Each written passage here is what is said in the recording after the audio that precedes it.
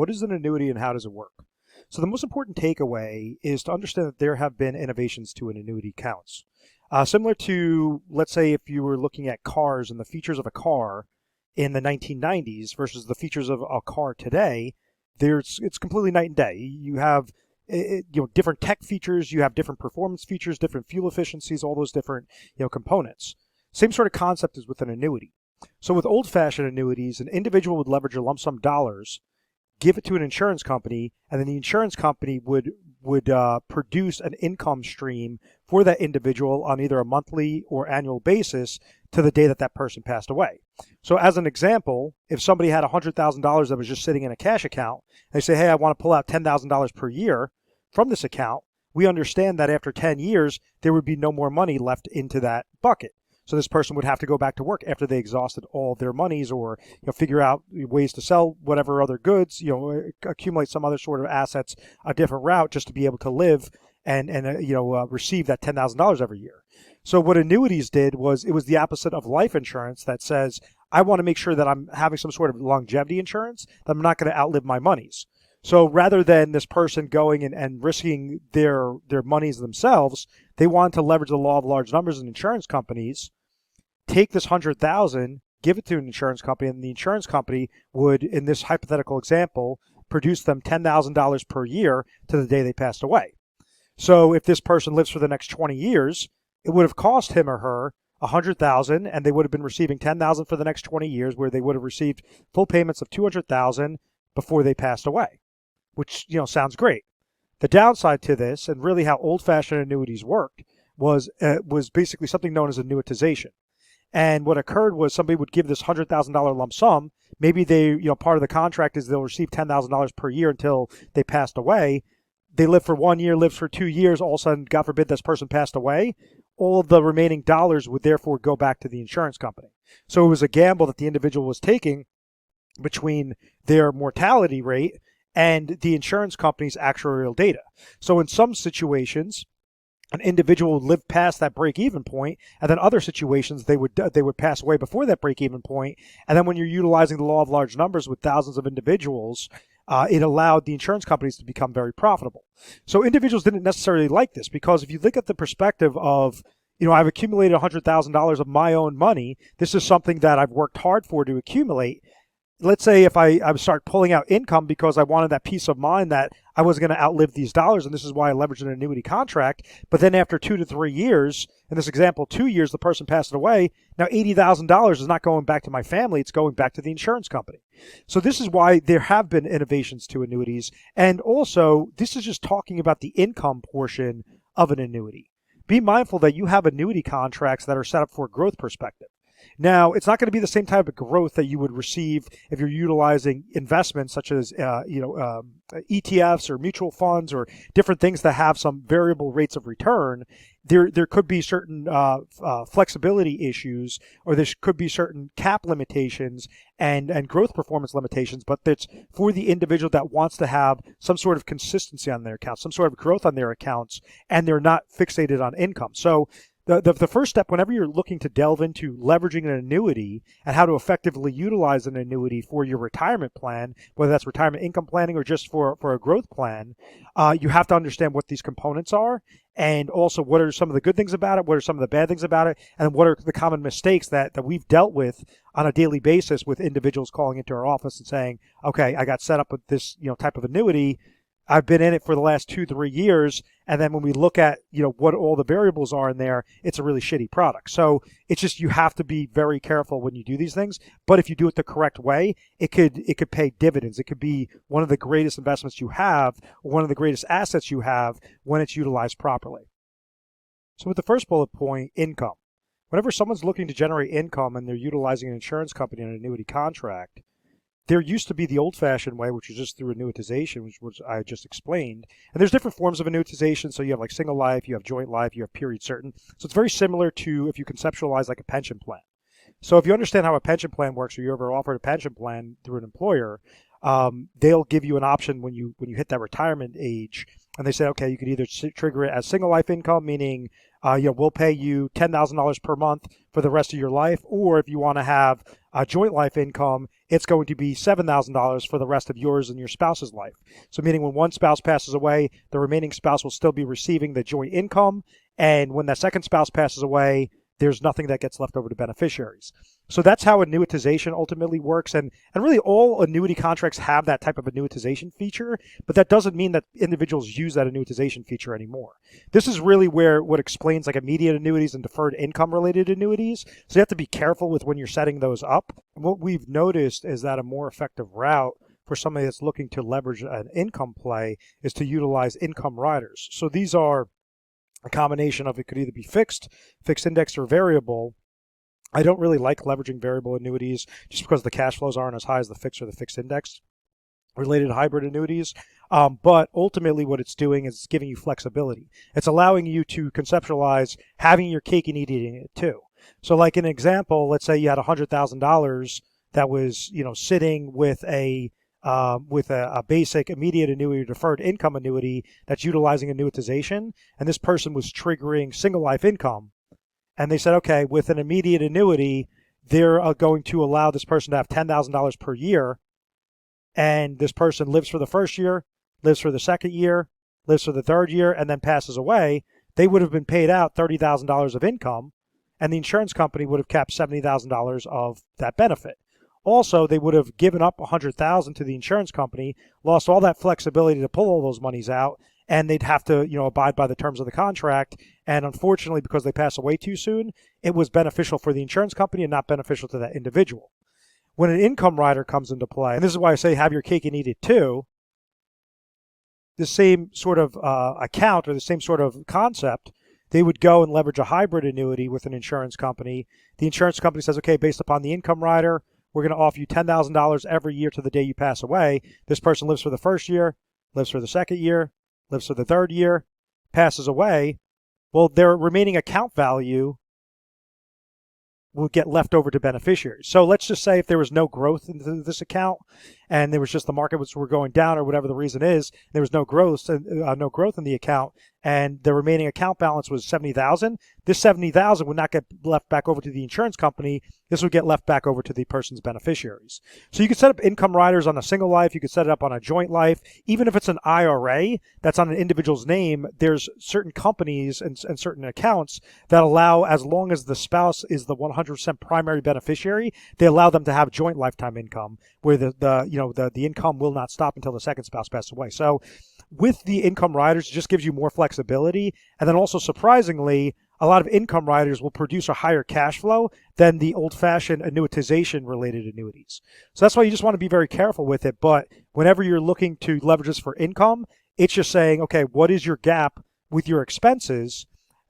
How much do you have to suffice that gap? And you don't use $1 less or $1 more into the top carrier that will produce what that income need is. So like as an example, if you have a $10,000 gap, after you have pension income and after you have Social Security income, and based upon your expenses, we figure out that there's a $10,000 gap there, but you have $1 million of retirement assets in a combination of IRAs, non-qualified accounts, whatever that case might be. Maybe out of this $1 million, you only have to utilize $150,000 of this $1 million to place it in with a hybrid annuity that will produce $10,000 every year to the day the person passes away. Let's say if they pass away too soon, their beneficiaries would receive obviously the $850,000 that this person never used up, and they would receive the remaining balance of this $150,000 that was not used up from the income play. But let's say on the opposite side of the coin, this individual keeps living and living and living and living and living, and they live for the next 30 years. They would have given $150,000. If they lived for the next 30 years, they would have been paid out $300,000, and it made mathematical sense because every year past that break point, past that first $150,000 that was paid out, now they're sticking it to the insurance company. So that's a way on how ultimately the concept is having your cake and eating it too. But be mindful that there's a lot of shitty carriers out there, a lot of shitty products out there. So even though that sounds great, there's unfortunately more bad products than there are good products. So it's all about filtering through the systems and making sure that it's specific to your age, specific to your time horizon, your deferral, all of that, which could produce a good cash flow need and accomplish a good cash flow need using the smallest amount of dollars, only as much as necessary, versus a really bad situation. So I hope that makes sense. So that's just the income component. Now, you might have heard of individuals leveraging annuities from a growth side. Why would they do that, and how essentially does that work? With a growth-related annuity, this is more for a safe accumulation mindset, or really whenever I like to position individual situations, is more of like a bond alternative. So something that will give this person performance, and especially fixating on the fixed index annuities, I call them naked FIAs, or naked fixed index annuities, meaning that they don't have any income riders, they don't have any death benefit related riders, there's no fees that are associated with that sort of account on an annual basis. And they're allowed to basically utilize this as a safe accumulation play, similar to how somebody would use like a bank CD related product or some sort of fixed bond related product. That will be an alternative because the annuity could produce a more favorable rate of return, but still have that safety mechanism, still have a legal reserve structure to make sure that their monies are preserved, protected along the way. So from a growth side, a fixed annuity would pay a fixed interest rate.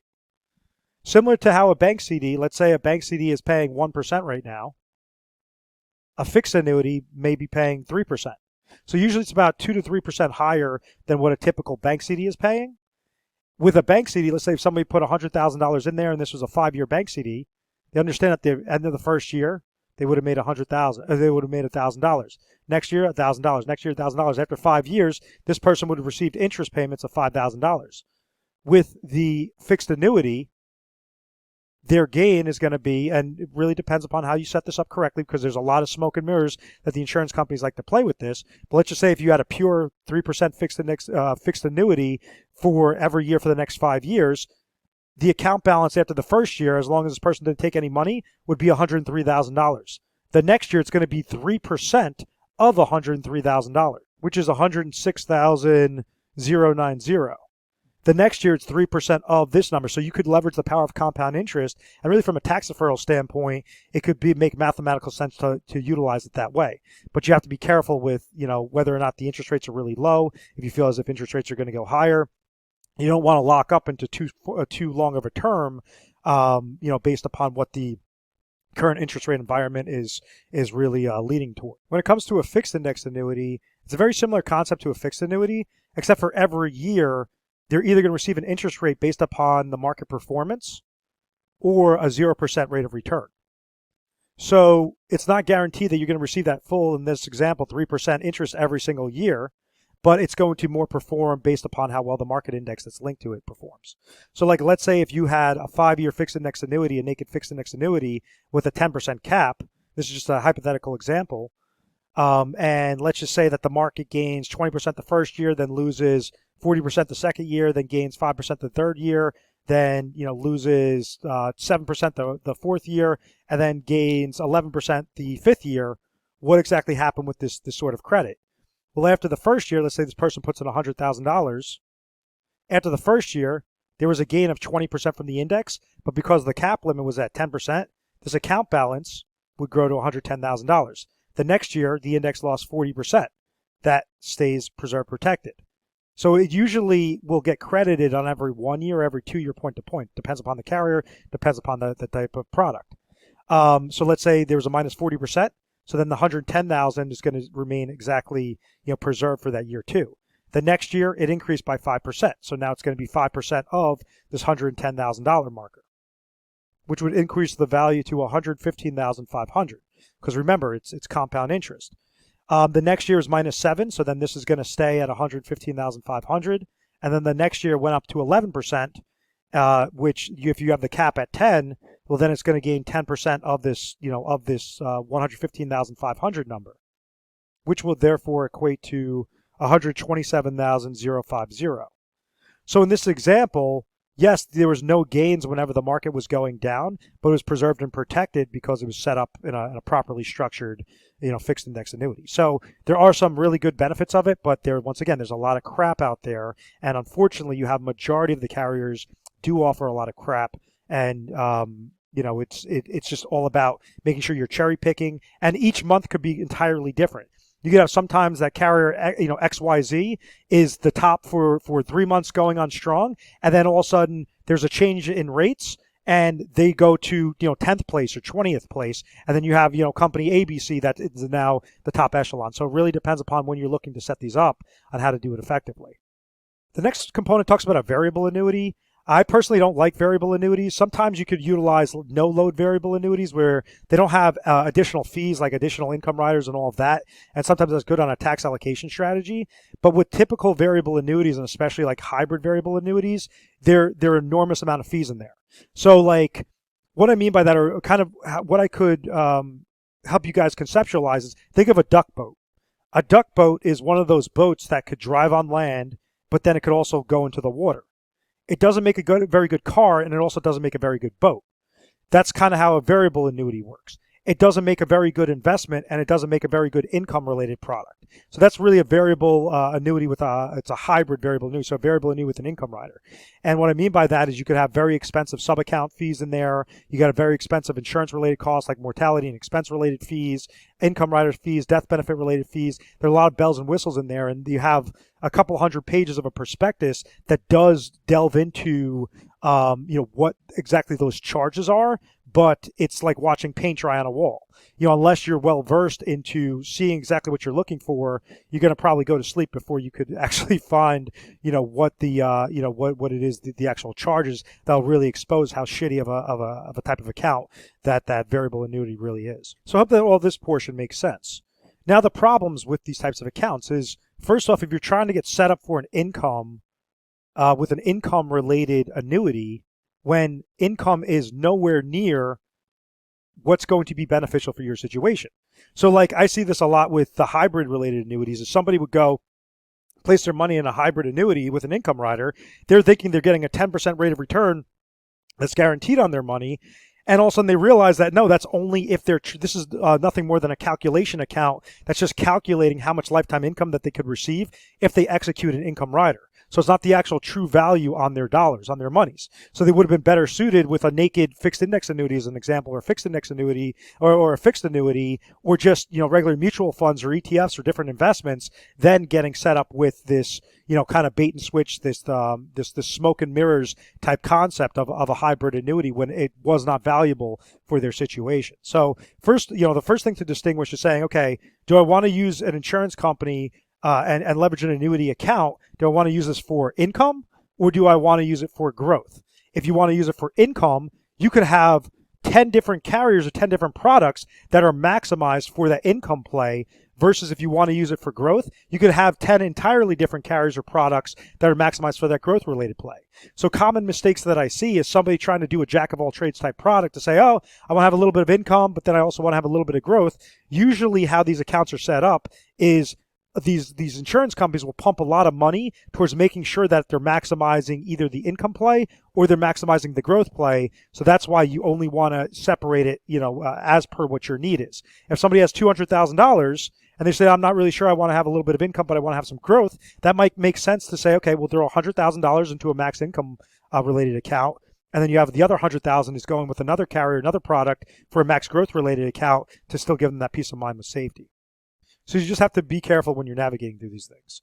The problems with immediate and deferred income annuities, as I kind of mentioned, is this is really how old-fashioned annuities worked. So it's equivalent to, or really what my conceptual understanding that I could explain it best to you guys is, would you rather, if let's say you drive a Lexus, would you rather drive a 1995 Lexus or a 2021 Lexus? Obviously, you'd want to have a 2021 Lexus because it has a lot more bells and whistles. You have more features. It's a safer car. All these different variables that come into play. So why would you get set up with an old-fashioned annuity if mathematically you could be set up on a newer age type of annuity that will give you all these extra features, for either no cost or very limited cost, but it's going to accomplish your need much better than the old-fashioned annuity. So like an immediate annuity pays you income immediately, but an income rider could pay you income immediately. A deferred income annuity will pay you income in the deferred period. It could be a year, it could be 5 years, 10 years out, whatever that case might be. But an income rider could be set up that same same exact way, the income rider gives you the flexibility to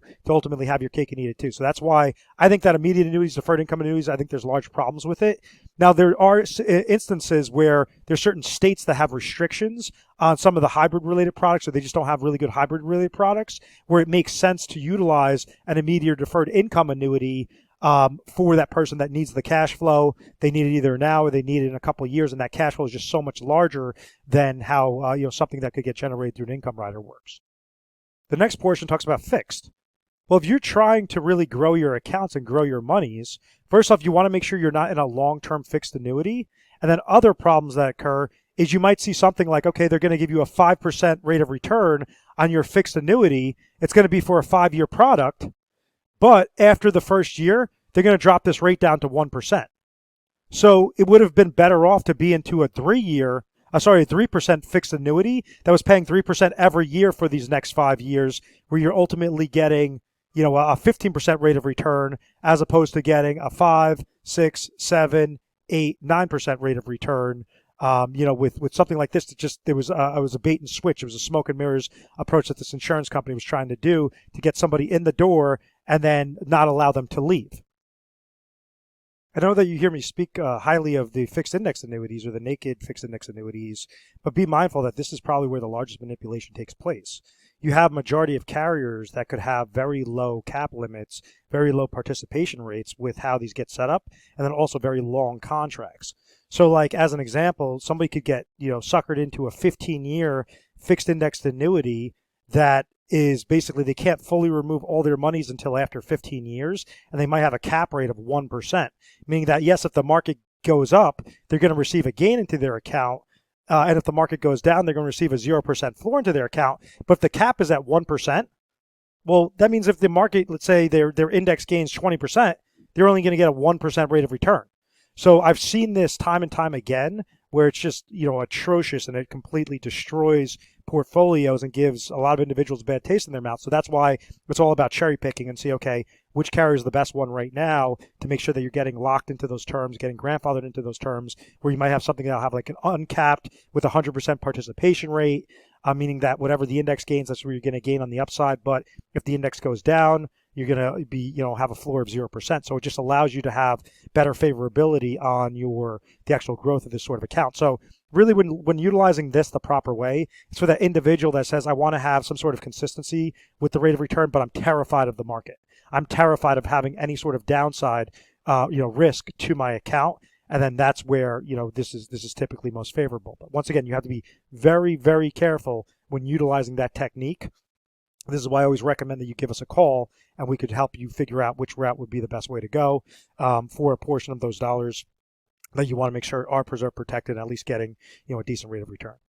The problem with the variable annuities, which I mentioned before, is just really the fees and the downward market loss that doesn't have. So you basically, if let's say you got suckered into a variable annuity that's paying, because on average you could pay anywhere between 3 to 5% in like hybrid variable annuities per year. If let's say you're in a 5% fee related variable annuity, and the account goes down because it's based upon sub-accounts and ultimately mutual funds with what will constitute the growth, or what will determine the growth of that account. If let's say that account went down in just 1 year of minus 20%, your physical money didn't just go down 20%, it went down 25% because those fees are also basically putting a pressure against that account balance.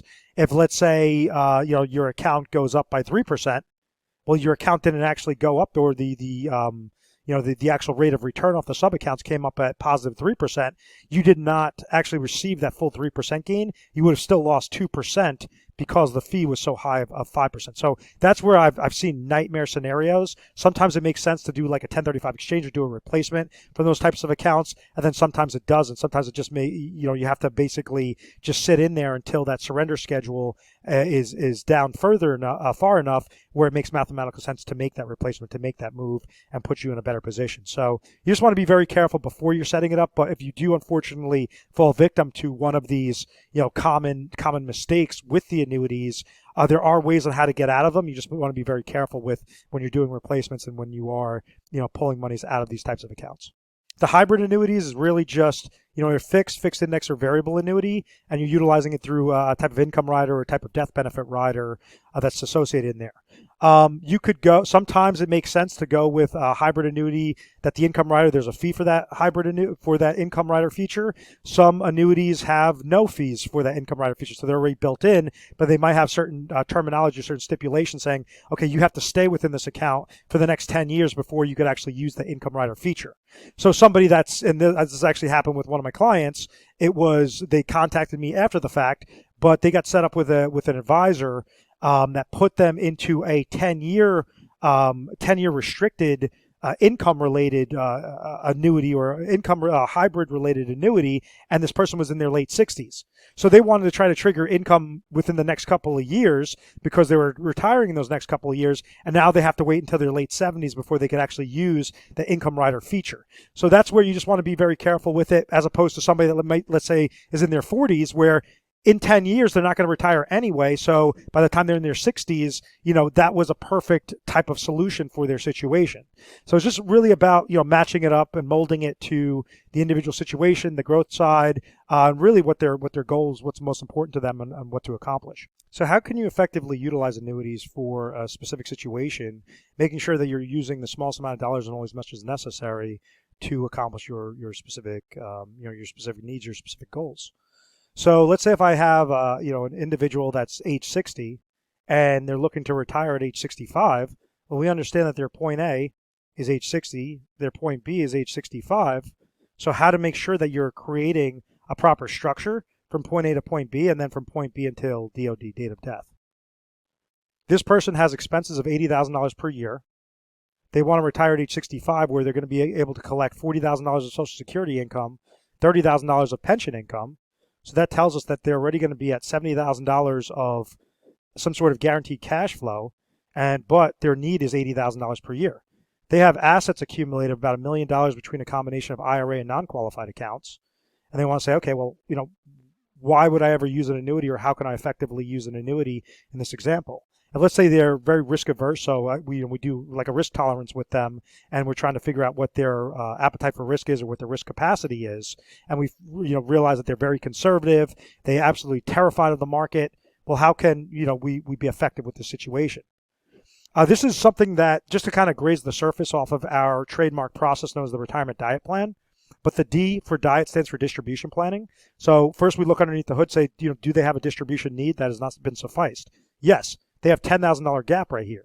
So maybe out of this $1 million, it requires that they're utilizing the top hybrid annuity, whether that's, let's call it in an IRA. They do a transfer or rollover into a $150,000 IRA hybrid annuity that's going to produce them $10,000 per year. So out of that $1 million, it costs them, with IRA number one or annuity number one, it costs them $150,000. Now they still have $850,000 left over. Move on to step 2, investment/growth planning related need. So maybe out of this $850,000, because they're so risk averse, they're saying, okay, I only want to risk about $200,000 of this, and I want to throw this entirely in the stock market, entirely into ETFs, or just different things that's going to ebb and flow with the market. But the remaining $650,000, I want this into some sort of safe accumulations and some sort of fixed related accounts. So maybe out of this $650,000, so $200,000 could maybe go towards different investments and setting up different managed money concepts on that. The $650,000, maybe they could utilize safe accumulation, naked FIAs. They could maybe put in about $200,000 into some naked FIAs, maybe $100,000 a piece into 2 different carriers. They still have $450,000 remaining. Maybe they want to utilize some sort of guaranteed index accounts through some sort of bank-related product, or they want to use a bank CD or a fixed annuity. So maybe that could utilize another $200,000 worth of portions into those sorts of accounts. And then they have $50,000 left over for just emergency-related needs and kind of rainy day-related funds. And ultimately, what's happening is with this first portion, this was set up for income. This next portion was set up for safe accumulation. This next portion was set up for more of a fixed accumulation, making sure that they're at least going to get a fixed rate of return every year. And then this other portion, this $50,000, that was not set up with an annuity at all. just like this $200,000 that was set up with the investments, that wasn't set up with an annuity at all. So you could really, it's just all about cherry picking and saying, okay, if this person is, has a high risk tolerance, well, maybe they don't have to use any sort of annuity for the growth related need, and they only use the annuity on the income related need. Let's say if they're making $100,000 from pension and Social Security income, their expenses are only $80,000 per year. Well, then they don't need to use anything on an income or a hybrid or an annuitization related annuity. And they might just want to use safe accumulation for the growth side, with those annuities. So there's so many different combinations, so many different ways on how you could tweak these, but you just want to be very careful when you're doing it. So if you found value in this video, you want some further information, you can always go to our website. You could obviously give us a call at 1-800 number 1-800-566-1002. You go to our website, kind of look further at the retirement process, the retirement diet plan process, and what all that entails. But it really comes down to DIET, making sure that you're not overstepping, what your plan is, and maybe and making sure that you could accomplish your goal in any market environment. If the markets are going down, your plan is covered. If the markets are going sideways, your plan is covered. If the markets are going up, your plan is covered. It's not just a portfolio where you're happy when the markets are doing well, but then you're pissed off and you're really overlooking everything and just you're terrified on whether or not you're going to be able to properly retire. So it comes down to distribution, making sure your distribution planning is correct, then your investment/growth planning is correct, and then more of those ancillary needs is the estate/legacy planning. If you want to leave monies to your beneficiary, how to make sure you're doing that on a maximized basis, and then also the tax planning, making sure that everything is being set up into either non-qualified accounts, IRA accounts. You want to do Roth conversions, really whatever puts you in the best mathematical position. Whenever interested, feel free to scroll all the way down. You could set up an appointment through the calendar. It's right over here. So date and time that works best for you guys, and we will be sure to try to help you guys out. The best we can. But once again, if you found value in this video, please, please hit the like button. Feel free to subscribe to our YouTube channel, Retire Sharp, so you could have access to the most updated videos. Thanks so much, guys.